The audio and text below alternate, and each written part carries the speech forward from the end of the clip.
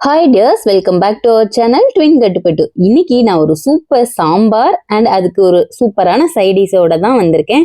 இது ஒரு சின்ன ஒரு குக்கிங் விளாக் மாதிரி தான் எடுத்தேன். என்ன சாம்பார் செஞ்சேன், என்ன சைடிஷ் பண்ணேன், இது எல்லாமே ஷார்ட்ஸ்ல கொடுக்கலான்னு பார்த்தேன். ஷார்ட்ஸ்ல நான் அவ்வளோ கொடுக்க முடியல, ஒரு லிமிட்டா தான் கொடுக்க முடியுது. அதனால தான் ஸோ இன்னைக்கு முருங்கைக்காய், கத்தரிக்காய், உருளைக்கிழங்கு, அது கூடயே மாங்காவும் போட்டு ஒரு சூப்பரான சாம்பார், செம்ம டேஸ்டா இருக்கும்.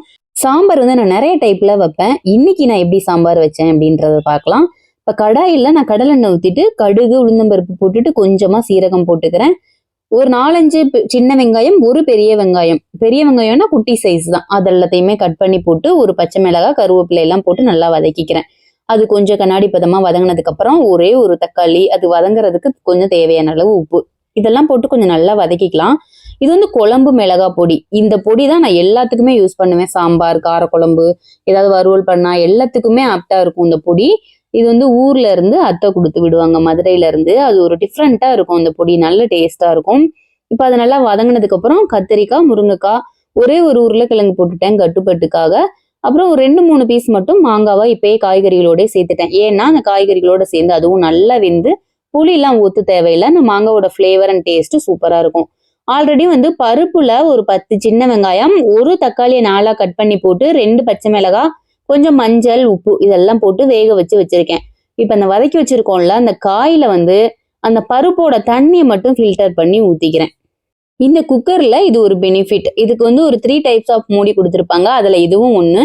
நம்ம ஈஸியா வடிக்கிறதுக்கெல்லாம் இது யூஸ் பண்ணிக்கலாம். ஸோ அந்த மூடி எடுத்து அப்படியே லாக் பண்ணிட்டு அந்த தண்ணியை ஃபுல்லா நான் ஃபில்டர் பண்ணிக்கிட்டேன். காய்கறிகள் அந்த பருப்பு வெந்த தண்ணியில வேகும் போது அது ஒரு சூப்பரான டேஸ்ட் கொடுக்கும். இந்த மூடி லாக் ஆயிருக்கும். லைட்டா அப்படி டில்ட் பண்ணி மேல எடுத்தோம்னா அழகா ஓப்பன் ஆயிக்கும். இப்ப இந்த தண்ணி ஊத்திட்டோமா, ஆனா இது நமக்கு பத்தாது இந்த காய்கறிகள் வேகிறதுக்கு. அதனால நான் சைட்ல கொஞ்சமா ஹாட் வாட்டர் வச்சு ஆட் பண்ணிக்கிறேன். ஏன்னா சீக்கிரமா சமைக்கணும், சீக்கிரம் வேகணும், சீக்கிரமா சாம்பார் ரெடி ஆயிடுறதுக்காக நான் சுடு தண்ணியை ஊத்திட்டு அதுல அப்படியே மூடி போட்டு மூடி வச்சுட்டேன். அந்த சாம்பார் காய்கறி வெந்துட்டு இருக்கட்டும். அதுக்குள்ள இந்த சைடு நான் சைடிஷ் செய்ய போறேன். இப்போ ஒரு பேன்ல அதே கடலெண்ணெய், கடுகு, உளுந்தம்பருப்பு, கருவேப்பிலை, ஒரு 2 ஸ்பூன் இதே மிளகாய் பொடியை போட்டுட்டு, காலிஃப்ளவர் ஆல்ரெடி சுடுதண்ணியில உப்பு, மஞ்சள் பொடி போட்டு கொதிக்க வச்சுட்டு இறக்கி வச்சிருக்கேன். ஸோ இப்போ அந்த மிளகாய் பொடியிலே கொஞ்சமா பெருங்காய பவுடர் போட்டுக்கிட்டேன். ஆல்ரெடி இந்த காலிஃப்ளவர் ஒரு 50% வெந்திருக்கும். ஏன்னா நான் சுடுதண்ணிக்குள்ள போட்டு லைட்டா அந்த தண்ணி ஒரு கொதிக்க வச்சுதான் இறக்குவேன். ஜஸ்ட் சுடுதண்ணியில போட மாட்டேன், நல்லா கொதிக்கணும். அந்த காலிஃப்ளவரோட அந்த மிளகாய் பொடியெல்லாம் சேர்ந்து ஒட்டி கொஞ்சம் நல்லா வெந்து வந்ததுக்கு அப்புறமா ஒரு 4 பல் பூண்டு எடுத்து அப்படியே தோலோடையே நசுக்கி அந்த காலிஃப்ளவர் மேல போட்டுக்கலாம். காலிஃப்ளவர் வாயு இல்ல, அதனால பூண்டு, பெருங்காயம் எல்லாம் சேர்த்துக்கலாம். டேஸ்டும் நல்லா இருக்கும், ஃபிளேவரும் சூப்பரா இருக்கும். இப்ப சைடிஷ் ரெடி ஆயிடுச்சு. அடுத்து இந்த குழம்பு ஓபன் பண்ணி பார்த்தா காய்கறிகள்லாம் வெந்து ரெடியா இருக்கு.